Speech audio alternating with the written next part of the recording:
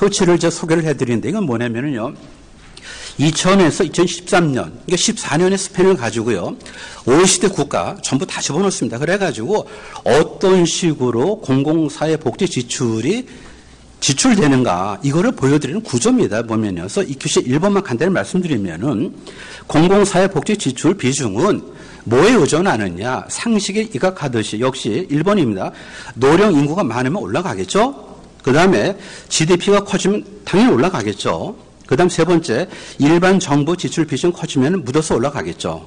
하지만은 일반 정부 부채 비율 즉 국가 빚이 많으면 뭐죠? 그만큼 여력이 없는 거죠. 못 올라갑니다. 그 다음에 국민 부담률이 올라가면 뭐죠? 역시 뭐죠? 지급할 수 있으니까 올라가는 거죠. 이런 식으로 구조를 보자는 거죠, 지금요. 이런 구조를 기초로 해서 우리가 뭐를, 제가 이제 그 107페이지에. 네. 정리를 쭉 1번 안에 정리를 해 주십시오. 네네네. 그렇습니다. 그래서 그렇게 넘어가시고, 그 다음에 집스, 넌집스를 잘 구별해 보시고요. 그래서 집스가 왜 그렇게 됐나, 이런 걸 보시고요. 그 다음에 끝으로, 제가 1분 남았다 그러니까 법인세 인상이 세계 추세에서 역행하는 게 아닌가, 이렇게 말씀드립니다. 어떤 사람이요, 어느 지역에 살까는 뭐죠?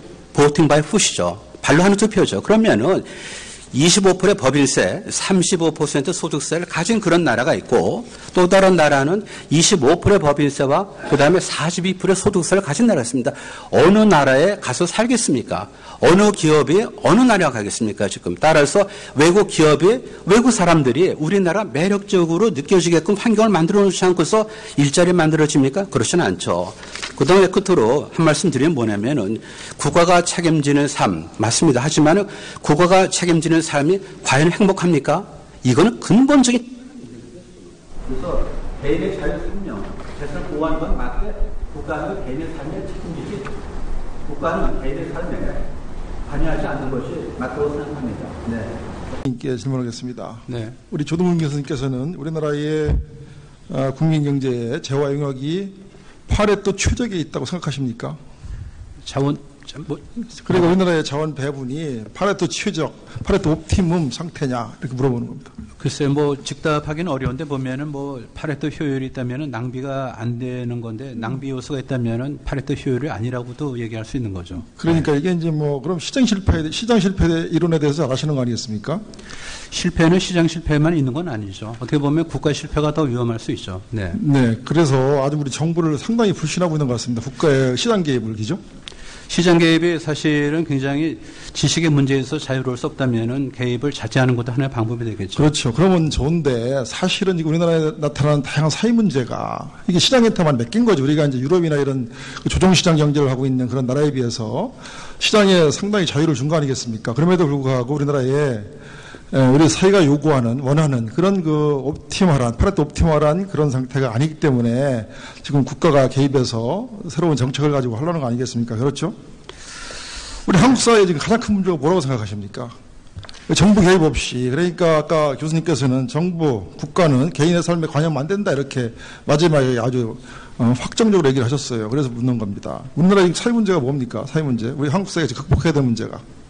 그에 따라서는 시장에서 해결할 수 있는 거를 국가가 개입해서 해결하는 것은 어떻게 보면 차선에 지나지 않을 수 있는 거죠. 시장에서 안 되니까 지금 국가가 개입하는 거 아닙니까? 국가가 개입해서 된다는 법이 있습니까? 그게 지금 경제학 원론 그 아주 기초적인 거 아니에요. 경제학을 하는 사람들 사이에서도 굉장히 논쟁거리가 되는 겁니다. 논쟁거리가 아니라 거기 이런 분야에서 조건하에서 시장 실패가 일어나고 이부분에 국가가 개입해야 된다라고 재단과 교과서 써 있는 거 아닙니까? 기본이. 근데 그걸 완전히 부정하면 됩니까? 이게 뭐 주류 경제가 그렇게 하는 거예요? 전 경제학을 잘 모르겠지만. 지금 보세요, 한번. 지금 한국의 노인 문제, 고령화 문제가 심각한 문제 아니겠습니까? 고령화 문제가. 네. 네? 노인 빈곤율이 1등이에요. 자살률 1등입니다. 왜 그렇습니까? 시장에 맡기니까 안 되는 거예요. 이 시장에서 자기 노후 소득을 좀 저축해서 나중에 자기 노후를 위해서 저축을 하고 이렇게 연금을 가입하고 해야 되는데 그러지 않습니다. 당장. 내일 오늘 먹을 꽃감이 맛있는 거예요. 그렇기 때문에 시장 실패가 일어나서 지금 한국에 노인 문제가 있는 거 아니겠습니까? 유럽 같은 경우는 벌써 독일 같은 경우는 연금을 언제 도입했어요. 그래서 국가가 일정 부분 개입을 할 때 더 빠르게 효율적이다. 이런 거 아니겠습니까? 어떻게 경제가 그 공부하신 그 유명한 분이 그런 시장 실패의 기본적인 경제 원론도 모르시는 것 같아가지고 제가 물어보는 겁니다. 그 다음에 아까 뭐라고 말씀하셨습니까? 감세가 진정한 소득주 성장이다. 이렇게 말씀하셨죠. 감세가. 감세했어요. 그동안 기존이 꾸준히 해왔습니다. MB 정부 때도 부자 감세 다 해줬지 않습니까? 근데 우리 이 노동자 지금 가계부채가 얼마입니까, 이게? 예? 우리나라 이 노동수급 분배율이 지금 어떻게 되고 있습니까? 그 다음에 아까 말씀하셨어요. 이렇게 법인세를 낮춰주면 기업들이 급여를 높여줄 것이고, 노동자한테. 그리고 또 이 원화청 협력업체들한테도, 중소기업들한테도 도움이 되고, 그래서 결국은, 이게 노동자나 가게에 이득이 돼서, 더 경제 성장에 도움이 될 것이다 말씀하셨는데, 이게 전형적인 공급 경제학자가 주장하는 트리클 다운 에펙트를 얘기하는 거 아니겠습니까? 낙수효과가 안 되는 거 아닙니까, 지금? 그래서 정부가, 이게 이제 기업한테 이렇게 해줬더니 말이죠. 법인세 깎아주고 해줬더니만 이게 안 되는 거예요. 그래서 우리 문재인 정부는 자본보다는 이 노동자, 가게에 좀 집중해서, 이 사람들이 뭐가 지금 어려운 건지 여기에 투자를 하겠다는 겁니다. 지금 보세요. 아까 지금 낙수효과가 완전히 사라진 거 아니겠습니까? 지금 가게, 빚더미에 쌓여있고, 기업들은 말이죠. 사내유보금이 몇 조입니까? 그러면 이걸 좀 시장이 지금 잘못된 것을 잡아야 되는 거 아니에요? 교수님 말씀해 보세요. 그러면은 뭐 시장의 개입을 활발히 하고 그다음에 재정의 어떤 뭐 충실도랄까 또는 확장 재정을 펴는 나라들이 다 골고루 어떤 성과를 내야 되는데 그런 어떤 증거는 없거든요. 그래서 우리가 보세요. 지금요. 이게 저는 있잖아요. 이게 지금 그러니까 프로핏 리드 그로스하고 지금 인컴 혹은 웨이지 리드 그로스로 지금 바꾸는 거 아니겠습니까? 문재인 정부가. 예? 근데 유럽 가서 한번 살아보셨어요? 유럽 나라 가보셨어요? 유럽 나라들? 스웨덴 같은 데 가보셨어요? 덴마크 이런 나라들? 이런 나라들은 뭡니까? 다 망해야 돼요. 이 사람들의 조세 부담률과 국민 부담률을 보세요, 한번. 우리나라가 어떻게 차이 나는지. 우리 양준모 교수님 같은 데 물어보려고 그러는데, 양준모 교수님 그러셨죠, 오늘? 여기 지금, 아까 발표자를 제가 보니까 몇 페이지야? 이게 26페이지 그래프 보면 말이죠. 이 조세 부담률과 경쟁 성장률하고 완전 반비례예요. 그죠? 반비례. 예? 그러면은, 저기 스웨덴이나 덴마크 이런 나라들 있잖아요. 우리보다 조세 부담률하고 국민 부담률이 더블 이상 됩니다. 그럼 이런 나라들은 경제 성장 부분에서 완전 망해야 됩니다. 그러나 스웨덴, 덴마크나 유럽, 오스트리아, 독일 이런 나라들은 고용률 훨씬 높고요. 우리보다, 미국보다. 성장률 떨어지지 않습니다. 1인당 GDP 5만 불이 넘어요. 대신에 정말 중요하게 볼 것은 우리 한국 사회가 가장 중요한 게 사회 양극화 문제인데 진위 개수는 반이 차이 나요. 진위 개수가 0.2%대입니다. 양극화가 없어요. 그러니까 다시 말해서 이 스웨덴과 가장 사회복지 보장제도 잘 돼 있는 스웨덴과 미국과 비교해보면 말이죠. 고용률, 성장률 이런 데 차이가 안 납니다. 1인당 GDP 미국과 똑같아요. 스웨덴도 자원이 없습니다. 수출 갖고 먹고 살아요. 근데도 불구하고 진위 개수, 사회 양극화 문제는 반이 이상 차이 난다는 거예요. 여기서 어떻게 설명하십니까? 예, 존경하는 어기구 교수님, 의원님, 질문 주셔서 감사하고요. 스웨덴이 3인당이 집권하기 전에 세계 3위의 부국이었습니다.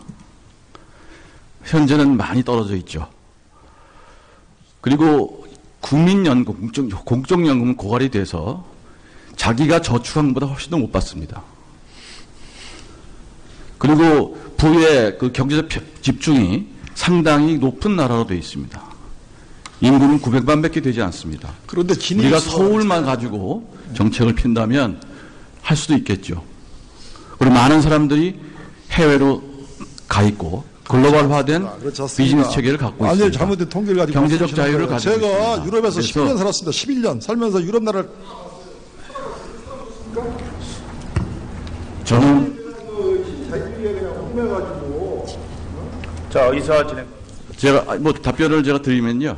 존경하시는 어기구 의원님. 전 미국에 살아봤고 싱가포르에 살아봤고 한국국제교류협의 회장으로서 다 유럽 나라를 가봤습니다. 가서 느껴보고 얘기 들어보고요. 그래서 그 나라의 장점과 단점에 대해서 우리가 공부할 필요는 있다는 그 어기구 의원님 말씀은 충분히 듣고요.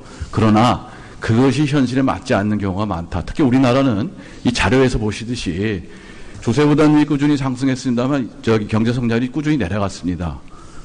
그 다음에 이번에 문재인 정권에서 만든 이런 보조금 정책으로는 되지 않는다. 국민의 돈을 쓰는다. 복지라고 하는 것은 그것을 국민의 돈으로 할 것이냐 아니면 내가 할 것이냐의 판단 문제입니다. 국민이 결정하고 국회에서 결정하셔야 되겠죠. 어느 것이 선이냐 아니냐 결정할 문제는 아닙니다. 두 번째, 국가가 해야 될 일은 그 돈이 있다 하더라도 그것을 제공할 수 있는 복지기관들을 양성하는 게 중요합니다. 따라서 마무리해 주시기 바랍니다. 따라서 일방적으로 말씀드리는 것이 아니라 통계에 근거해서 우리나라 상황에서는 지금 문재인 정권이 얘기하는 것은 상당히 재검토할 필요가 있다. 이런 말씀을 덧붙여드립니다. 개입이 사실은 굉장히 지식의 문제에서 자유로울 수 없다면은 개입을 자제하는 것도 하나의 방법이 되겠죠. 그렇죠. 그러면 좋은데 사실은 지금 우리나라에 나타나는 다양한 사회 문제가 이게 시장에다만 맡긴 거죠. 우리가 이제 유럽이나 이런 조정시장 경제를 하고 있는 그런 나라에 비해서 시장에 상당히 자유를 준 거 아니겠습니까? 그럼에도 불구하고 우리나라에 우리 사회가 요구하는, 원하는 그런 파레토 옵티멀한 그런 상태가 아니기 때문에 지금 국가가 개입해서 새로운 정책을 가지고 하려는 거 아니겠습니까? 그렇죠? 우리 한국 사회의 지금 가장 큰 문제가 뭐라고 생각하십니까? 정부 개입 없이, 그러니까 아까 교수님께서는 정부, 국가는 개인의 삶에 관여하면 안 된다, 이렇게 마지막에 아주 표치를 소개를 해드리는데 이건 뭐냐면요. 2000에서 2013년, 그러니까 14년의 스팬을 가지고요. OECD 국가 전부 다 집어넣습니다. 그래가지고 어떤 식으로 공공사회복지 지출되는가 이거를 보여드리는 구조입니다. 보면요. 그래서 이 규칙 1번만 간단히 말씀드리면은 공공사회복지 지출 비중은 뭐에 의존하느냐. 상식에 입각하듯이 역시 1번입니다. 노령 인구가 많으면 올라가겠죠. 그 다음에 GDP가 커지면 당연히 올라가겠죠. 그 다음 세 번째, 일반 정부 지출 비중 커지면 묻어서 올라가겠죠. 하지만은 일반 정부 부채 비율, 즉 국가 빚이 많으면 25%의 법인세, 35% 소득세를 가진 그런 나라가 있고 또 다른 나라는 25%의 법인세와 그 다음에 42%의 소득세를 가진 나라가 있습니다. 어느 나라에 가서 살겠습니까? 어느 기업이 어느 나라에 가겠습니까? 지금 따라서 외국 기업이 외국 사람들이 우리나라 매력적으로 느껴지게끔 환경을 만들어 놓지 않고서 일자리 만들어집니까? 그렇지는 않죠. 그 다음에 끝으로 한 말씀 드리면 뭐냐면은 국가가 책임지는 삶 맞습니다. 하지만 국가가 책임지는 삶이 과연 행복합니까? 이거는 근본적인 그래서 개인의 자유생명 재산 보호하는 건 맞되 국가는 개인의 삶에 책임지지 국가는 개인의 삶에 뭐죠? 그만큼 여력이 없는 거죠. 못 올라갑니다. 그 다음에 국민 부담률이 올라가면 뭐죠? 역시 뭐죠? 지급할 수 있으니까 올라가는 거죠. 이런 식으로 구조를 보자는 거죠, 지금요. 이런 구조를 기초로 해서 우리가 제가 이제 107페이지에 정리를 쭉 1번 안에 정리를 해 주십시오. 네네네. 그렇습니다. 그래서 그렇게 넘어가시고 그다음에 집스, 넌집스를 잘 구별해 보시고요. 그래서 집스가 왜 그렇게 됐나 이런 걸 보시고요. 그다음에 끝으로 제가 1분 남았다 그러니까 법인세 인상이 세계 추세에서 역행하는 게 아닌가 이렇게 말씀드립니다. 어떤 사람이요 어느 지역에 살까는 뭐죠? 보팅 바이 푸시죠. 발로 하는 투표죠. 그러면은 하지 않는 것이 맞다고 생각합니다. 네. 님께 질문하겠습니다. 네. 우리 조동훈 교수님께서는 우리나라의 국민 경제의 재화 영역이 파레토 최적에 있다고 생각하십니까? 그리고 우리나라의 자원 배분이 파레토 최적, 파레토 옵티멈 상태냐 이렇게 물어보는 겁니다. 글쎄요, 즉답하기는 어려운데 보면은 파레토 효율이 있다면은 낭비가 안 되는 건데 낭비 요소가 있다면은 파레토 효율이 아니라고도 얘기할 수 있는 거죠. 그러니까 이게 이제 그럼 시장 실패 이론에 대해서 잘 아시는 거 아니겠습니까?